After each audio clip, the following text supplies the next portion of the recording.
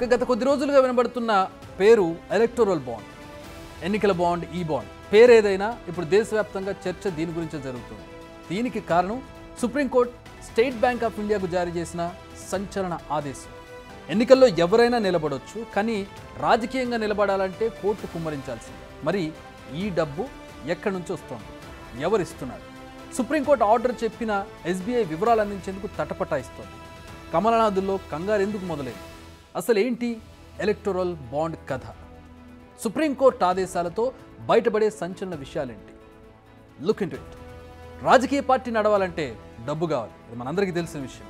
ఒకప్పుడు పార్టీలకు ఫండ్ ఇచ్చేవారు, కానీ కేంద్రంలో మోడీ సర్కార్ వచ్చాక ఈ పద్ధతి మారిపోయింది. ఎస్బీఐ బ్యాంక్ నుంచి ఎలక్టోరల్ బాండ్ కొని ఆ పార్టీకి ఇస్తే చాలు. ఎలక్షన్ బాండ్ అంటే ఏంటో అనుకోకండి, కరెన్సీ నోటులా రాసే ఒక బాండ్ పేపర్ మాత్రం. డబ్బు బదులు ఆ బాండ్ ఇస్తారు. మన దేశానికి చెందిన ఎవరైనా, ఏ సంస్థ అయినా రాజకీయ పార్టీలకు విరాళాలు ఇచ్చేయచ్చు. ఈ ఎలక్టోరల్ బాండ్లపై బ్యాంకులు ఎలాంటి వడ్డీలు విధించవు. వీటిని జనవరి, ఏప్రిల్, జూలై, అక్టోబర్ మొదటి వారంలో, మొదటి 10 రోజుల్లో బ్యాంకులు వీటిని జారీ చేస్తాయి. పార్టీలకు విరాళాలు ఇచ్చేవారు కొనుగోలు చేసి ఆ పార్టీలకు ఆ బాండ్స్ ఇస్తే సరిపోతుంది. ఇలా జారీ చేసే బాండ్ల విలువ ఎంత ఉంటుందో తెలుసా? 1000 నుంచి మొదలుపెట్టి 10,000, లక్ష, కోటి ఇలా ఉంటాయి బాండ్ల విలువ. ఇక్కడి వరకు అంతా బాగానే ఉంది, కానీ అసలు తిరకాసు కూడా ఇక్కడే ఉంది. ఎవరిచ్చారో, ఏ పార్టీకి ఇచ్చారో, ఎంత మొత్తంలో ఇచ్చారో ప్రజలకు చెప్పాల్సిన అవసరం లేదు.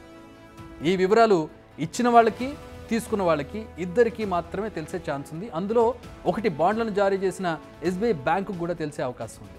ఇక బాండ్లను తీసుకున్న పార్టీకి యథావిధిగా తెలుస్తుంది. ప్రభుత్వ ఆదేశాల ప్రకారం ఈ బ్యాంకు బయట పెట్టదు. పార్టీలు అసలే వివరాలు బయటకు చెప్పు. దీంతో అంత గప్చుప్గా నడిచిపోతూ ఉంటుంది వ్యవహారం. ఏ పార్టీకి ఎన్ని విరాళాలు వచ్చాయో అంత మిస్టరీగా మారిపోయింది. ఇదంతా గుట్టుగా ఉండిపోయింది. ఇప్పుడు ఈ లోగుట్టును బట్టబయలు చేయాల్సిందే అంటోంది ఉన్నత ధర్మాసనం. అమెరికా లాంటి అగ్రదేశాల్లోనే ఎవరు ఫండ్ ఇస్తున్నారు, ఏ పార్టీకి ఇస్తున్నారు, ఎంత ఇస్తున్నారు అన్న వివరాలు పబ్లిక్ డొమైన్లో పబ్లిక్గా ఉంచుతారు. అంతా పారదర్శకంగా జరుగుతుంది. కానీ ప్రపంచంలో పెద్ద ప్రజాస్వామ్యమైన మన దేశంలో ఇంత సీక్రసీ ఎందుకు? అన్ని వివరాలు ప్రజలకు తెలిసేలా ఉండాల్సిన వ్యవస్థ ఎందుకు ఇంత గోప్యతను పాటిస్తుంది? ఇవే విషయాలను ప్రస్తావిస్తూ సుప్రీంకోర్టును ఆశ్రయించాయి పలు పార్టీలు. మోడీ సర్కార్ తీసుకొచ్చిన ఎలక్టోరల్ బాండ్స్పై ఫిబ్రవరి 15న సంచలన తీర్పు వెలువరించింది సుప్రీంకోర్టు. ఎలక్టోరల్ బాండ్స్ చెల్లుబాటు కాదని తేల్చేసింది. ఈ బాండ్స్ రాజ్యాంగ విరుద్ధమని, ఇది ప్రాథమిక హక్కుల ఉల్లంఘన అంటూ ఫైర్ అయింది సుప్రీంకోర్టు. అక్కడితో ఆగలేదు. ఎక్కడైతే ఎస్బీఐలు ఈ బాండ్స్ను కొనడం, ఇవ్వడం చేస్తూ ఉన్నారో ఎస్బీఐపై ఫోకస్ పెట్టింది సుప్రీంకోర్టు. ఎందుకంటే ఈ బాండ్స్కు పార్టీలకు మధ్య ఉన్న ఏకైక బ్యాంక్ ఎస్బీఐ మాత్రమే. సో ఇప్పటి వరకు మీ దగ్గర ఈ బాండ్స్ కొన్న వారి వివరాలు బయట పెట్టండి అంటూ ఆర్డర్ వేసింది సుప్రీంకోర్టు. దీంతో ఎస్బీఐ పెద్దలకు గొంతులో వెలక్కాయ పడ్డట్టయింది. ఎందుకంటే గత 6 ఏళ్లలో ఈ బాండ్ల వల్ల పార్టీలకు ఏకంగా 16,437 కోట్లు, ఐ రిపీట్ 16,437 కోట్లు వచ్చాయి.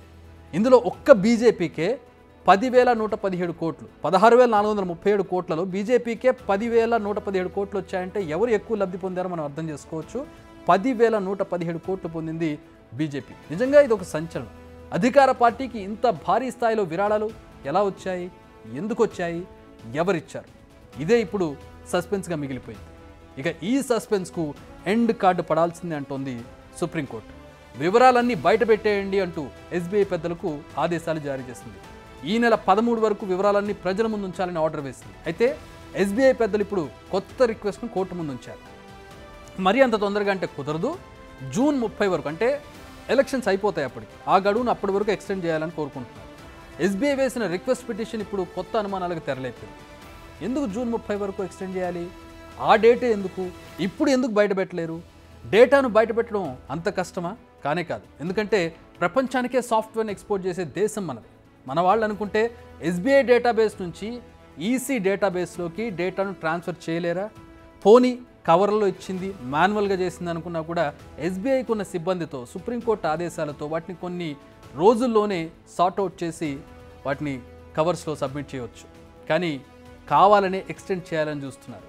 ఇది మన మాట కాదు, కాంగ్రెస్తో సహా ఇతర విపక్షాలు చేస్తున్న వాదన. ఎందుకంటే అప్పటి వరకు ఎన్నికలు ముగిసిపోతాయి. ఆ తర్వాత వివరాలు బయటకు వచ్చిన 4 రోజుల హడావిడితో వ్యవహారం అటకెక్కుతుంది. తర్వాత ఏది కావాలంటే అది చేసుకోవచ్చు. ఇది కమలనాథుల కన్నింగ్ ప్లాన్ అంటున్నారు కాంగ్రెస్ నేతలు. ఒక పొలిటికల్ పార్టీలే కాదు, ఎస్బీఐ గడువు పొడిగించాలని కోరడం కోర్టు ధిక్కారమే అంటూ అసోసియేషన్ ఫర్ డెమోక్రటిక్ రిఫార్మ్స్ కూడా ఓ పిటిషన్ వేసింది. అటు పార్టీలు వేసిన పిటిషన్, ఇటు ఏడీఆర్ పిటిషన్. ఈ పిటిషన్లన్నింటినీ విచారించిన సిజేఐ డివై చంద్రచూడ్ నేతృత్వంలోని 5 సభ్యుల ధర్మాసనం ఒక సంచలన తీర్పునిచ్చింది.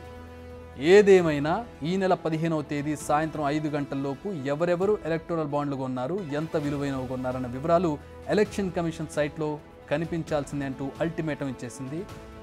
ఒకవేళ ఇది జరగకపోతే కోర్టు ధిక్కరణ కింద పరిగణించాల్సి వస్తుందంటూ సుప్రీంకోర్టు తేల్చి చెప్పింది.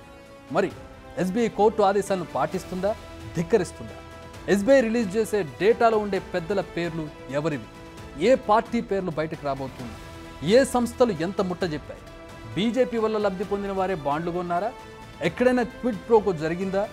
బాండ్లు ఇచ్చిన వారికి కేంద్ర రాష్ట్ర ప్రభుత్వాల నుంచి అనుచిత లబ్ధి జరిగిందా? సమాధానాలు మరికొన్ని రోజుల్లో ప్రజల ముందుకు రానున్నాయి. ఈ డేటా రిలీజ్తో జరిగే అనర్థాలేంటన్న భయం ప్రస్తుతం ఎక్కువ నిధులు పొందినటువంటి పార్టీ బీజేపీలో మొదలైంది. బీజేపీ దిమ్మ తిరగడం ఖాయమన్న ధీమాలో ఉన్నాయి విపక్షాలు.